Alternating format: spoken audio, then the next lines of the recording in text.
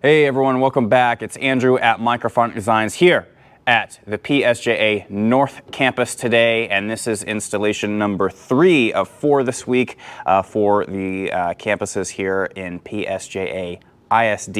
And if you saw the last video and the video before that, you know what speakers we're working with. We have yet again 2 stacks of the RCF HDL6As, 3 arrays on each stack, along with the, I believe it's the sub 8004 AS by RCF.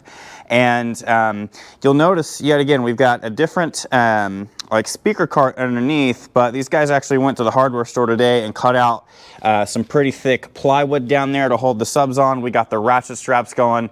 These are ready to go. And here's just a quick look at the cabling on the back. And this campus actually did get the audio power combo cables from Proco.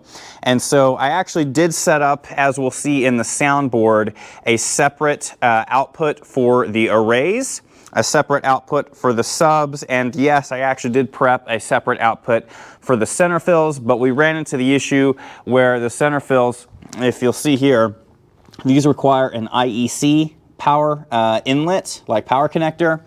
And these other ones require PowerCon, and the audio power combo cables have PowerCon at the end of it. So we've at least got it set up so that if they want to try using the center fills, they want to give that a go, they have the infrastructure to do so. They just need to run power and audio cable from the mixer cart out to them. So again, same thing on side 2 over here on the right. And I've got everything color coded for them and ready to go. And on the back of their SQ6, you'll see here, I've got the color codes, and then there's the color codes for the center fills.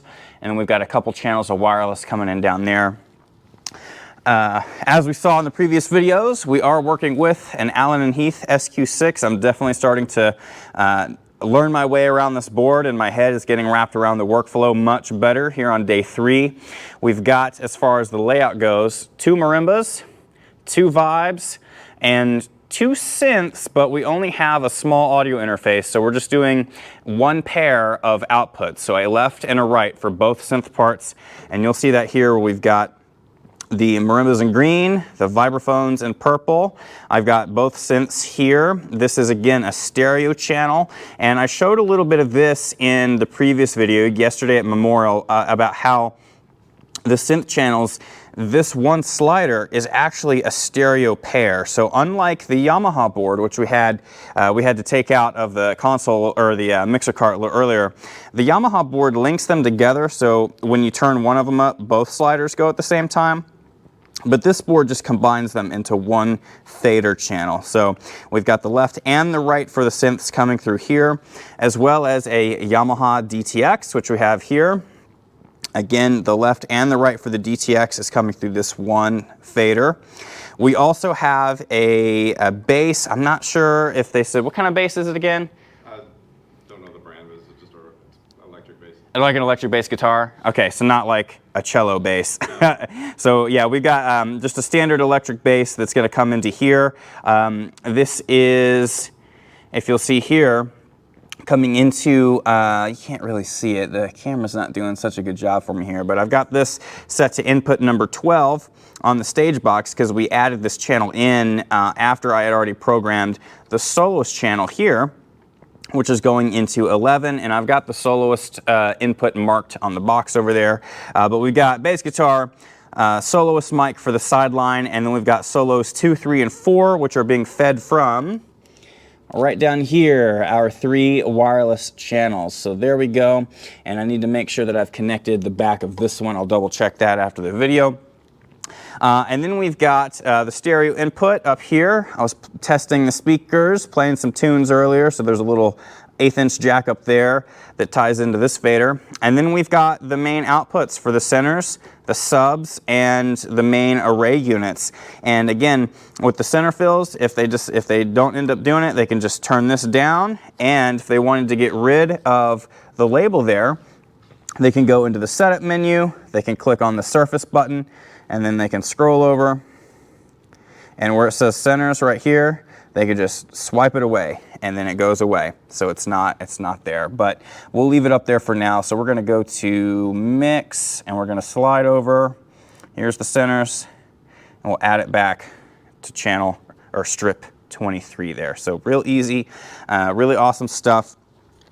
This was also something that yesterday's group also had, is a couple of these Jackery batteries. This one is the Jackery Explorer 2000, and y'all look at this. I have all of the everything plugged into it right now, and I've had, like, seriously, I've had both speaker stacks plugged into this thing for like an hour, and it's only eaten up like 15% of the battery. It wasn't fully charged when I plugged them in, and we've got 5.3 hours of runtime. And what I find interesting here is that these 6 line array units and those 2 ridiculous subs are and the mixer is drawing about 230 watts idling. And when we were playing some tunes, like absolutely shaking the room, the output went up to, I think it was averaging around 300 watts or so. It peaked at about 400 watts at one point when I was really pushing the subs. But this battery, it clearly has enough juice to keep the speakers, like these speaker stacks, going. Granted, I imagine they're probably going to have to turn the volumes up when they get outside. We'll see. It depends on the winds and the size of the group and many factors. But suffice it to say, like, you know, in this setting, we are not coming anywhere close to the maximum output of these arrays. I mean, I think it just goes to show and highlights exactly how much power these things put out in like a more traditional live sound setting, like a stadium, when they're like being hung from the ceiling and everything. So in this type of setting, I mean, we're barely drawing, like relatively, we're barely drawing any power, which I find fascinating. So that's the Explorer 2000, and I wanted to plug in their power conditioner directly into the battery, but this cart has it so that, like down here, that's the power cable for that conditioner. So it's like built into the sidewall. That's not something I wanted to mess with. So right now, the way I have it, I've got my power cable plugged into the battery, and it just is going around the side of the cart. And that's what they can do. They can just run like a little 5-foot power cord from the battery to the outside of the cart whenever they need to plug in. Shouldn't be too much of a problem. But that's how we have that set up, and I think that's pretty cool. Going over to the front ensemble, you saw a quick tour of what we have going on, and you may have noticed, oh well, there's 3 vibes and there's 3 marimbas, but one of the keyboards on each end, the very outside keyboards, are not mic'd, so we're only miking the inner 2 keyboards for each section. And we're actually using a modular snake here as the junction point for all of those cables. And there was a lot of cable management done here because all we had were 25-foot cables. So I did my best to keep things looking nice and neat along the keyboard.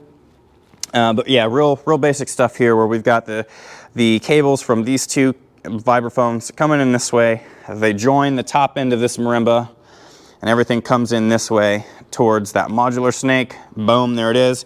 And then these 2 cables come across this way, and they plug directly into that modular snake. So this student is going to have to be very careful and really do their job well at remembering to unplug before they roll away, because if they forget and they roll away, that modular snake is going to be toast. It's going to get shredded, and they're going to have to replace the $100 breakout cable.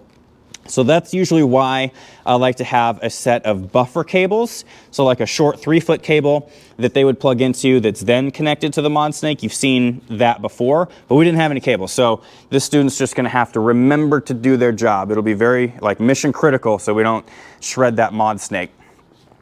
The synth cart, there's a couple things left for the team to do, but at this point, like enough of the infrastructure's in place where like they can just call me if they need help. But we've got, like I said, the 2 synths. We got an MX88 and a Roland Juno. These are MIDI controllers for the Mac Mini, which is over here in this little homemade box. I love it. We have a Focusrite Scarlett Solo, which has given us 2 outputs. and we've got a Jackery Explorer 1000 Plus, which I've had my fan plugged into for like a couple hours now. And again, we're down to 85% battery, 7.2 hours of runtime. Amazing. And then we've just got a bunch of cable management and stuff down there. And so I've got this keyboard plugged into the Mac with a USB. I've got the Focusrite audio interface plugged into the Mac with a USB. So both of the USB-A connectors are taken up by those two. So they're going to have to get like a USB-C cable to plug into the back of the Mac to run over to the Juno to turn this thing on, because without power this is not going to turn on. They could also opt to get like a little 61 key MIDI controller and just run the USB across, and then it would be powered by the USB. But again, I know it's real easy to sit here and be like, oh, I'll spend more money. But if they come across a generous donor or a parent that wants to help out, that could be a good thing to get instead of using the Juno. They could just get a MIDI controller. And you can find like the M Audio stuff, real affordable, real cheap. Relatively, right, compared to RCF line arrays. But that's really the last thing that they need to do over here. And then, like as far as connecting stuff, and then the mission is going to be to find a smaller monitor speaker, because they had this Roland amp sitting in there. But I think what they'll probably need to do is put something over on this side that just kind of sits there, or maybe they've got a really cool mount over here for the screen. Maybe they can do something like this for a small monitor speaker, like over here, or something like that. So that could be something they look forward to. And then of course the way that they run audio to that is just through the headphone jack over here on the audio interface. And they got their show, I think, through box 6, so their main stage file is ready to go. And with the system in place, they could literally turn it on and hear their main stage file like today, which would be pretty cool. So that's all ready to go for them. And then we've also hooked in a Yamaha DTX, which is on a stand right now, but they could just as easily mount it to the end of this xylophone, and then you park both of these things next to one another, plug the cables in here in the back, and then boom, you're good to go.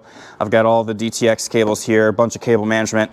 On the back side of the synth cart is the stage box. I'm going to recommend that they get some of that Velcro stuff to hold this thing down so it doesn't shift around. For band camp, it'll be all right, but when they start pushing outside, we'll definitely want that thing to be secured so it's not shuffling and all that.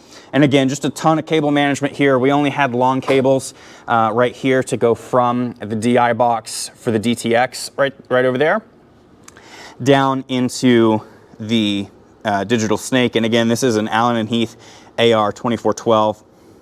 So just a bunch of cable management. And then the modular snake is right here. And this, again, can just live right up here next to these cables, right? So when they're in transit, the mod snake can be rolled up and put right there. And then when they, deploy the cable, it just goes literally right here to the end of Marimba 1. And I just need to throw a little colored tape on there so that we know what side to connect. So a couple last things. That's why I like doing these video walkthroughs too, y'all. Like, it always helps me make sure I've gotten all the little details. And then let's see, last but certainly not least is a sideline microphone. I've colored this one orange. This cable's just plugged in. I've also thrown a little piece of tape down there. There we go. You can kind of, there it is, that orange tape. And then I need to make sure that I highlight which one to plug the bass into, which they're going to need to do bass guitar to an instrument cable, to a DI box, to an XLR cable, to the stage box. So just, that's for the team, just reviewing it, making sure I'm talking to them too, so we don't forget. Anyhow, there is the sideline mic cable. I'm not sure if this one's long enough, but if they need to swap it out for a longer one, this is just, you just replace the cable and plug it into the same spot. And I think they've got some AT2035s. There's gonna be a fun prop stage, I won't give too much away, over this way on side 2 for their soloists, and then there's some wireless soloists as well. So that is a good look at the PSJA North Campus audio system. We actually got done today much earlier than yesterday. I don't think I left the Memorial Campus till 9, and we're just past 5:30 here, so we're going to be able to get out of here at a slightly more reasonable time. But I've only got one day for each of these schools, so I've got to be thorough and make sure that we get it done. If you yourself would like help with your front ensemble's audio system, please feel encouraged and free to get in touch. You can reach me at microphonicdesigns.com/contact. I've got a form you can fill out. If you're a fan of phone calls instead, I've got a phone meeting scheduler thing on there as well that you can book a call with me, and we'll get you sorted. As of the recording of this video, July is like totally booked up, and people are getting in touch for like early August setups, but better late than never, folks. I mean, we don't really hit, you know, contest season here in Texas until like September. So even the month of August, I know Bandcamp passes, but still, I would rather have your stuff set up properly for the bulk of contest season and get it done sometime in August after school started than not at all, right? So don't feel like it's too late to get help, right? So anyhow, if you've got questions, comments, concerns about the setup, which hopefully no concerns, but I'm happy to answer any questions, leave them down in the comments below, and I will see you guys in the next one. Peace.